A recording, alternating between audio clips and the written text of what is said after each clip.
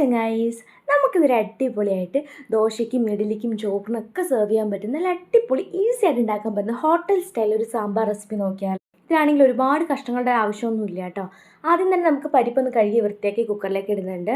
മുരിങ്ങക്കായ ചേർത്ത് കൊടുക്കുന്നുണ്ട്. അതുപോലെ 2 പച്ചമുളക് കീറി ചേർക്കുന്നുണ്ട്. ഒരു ഉരുളക്കിഴങ്ങ് കുറച്ച് വലുപ്പത്തിൽ തന്നെ കട്ട് ചെയ്തതും ഉപ്പും മഞ്ഞൾപ്പൊടിയും വെള്ളവും കൂടി ചേർത്ത് നന്നായിട്ട് വേവിച്ചെടുക്കാം. ഇത് വെന്ത് വരുന്ന സമയം കൊണ്ട് നമുക്കൊരു മിക്സറി ജാറിലേക്ക് 2 തക്കാളി ചെറുതായിട്ടൊന്ന് കട്ട് ചെയ്ത് ചേർക്കുന്നുണ്ട്.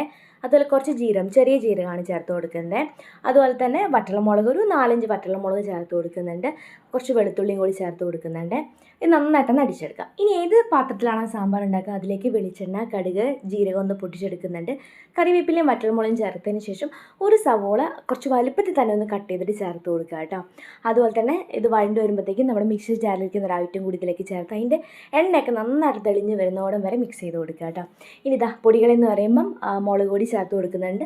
അതുപോലെ ഒരു 1.5 ടീസ്പൂൺ സാമ്പാർ പൊടിയാണ് ചേർത്ത് കൊടുക്കുന്നത് കേട്ടോ. പൊടികളുടെ പച്ചമണം മാറുമ്പോഴത്തേക്ക് ഇതിലേക്ക് ആവശ്യമായിട്ടുള്ള വാളംപുളീൻ്റെ വെള്ളം ചേർത്ത് കൊടുക്കുന്നത്. ഇനി നമുക്കിതിലേക്ക് നമ്മുടെ കുക്കറിലിരിക്കുന്ന ആ ഒരു ഐറ്റം കൂടി ഇതിലേക്ക് ചേർത്തിട്ട് നന്നായിട്ടൊന്ന് മിക്സ് ചെയ്ത് കൊടുക്കുക. ആവശ്യമായിട്ടുള്ള വെള്ളം കൂടി ഒരു സമയത്ത് ചേർത്ത് കൊടുക്കാവുന്നതാണ്.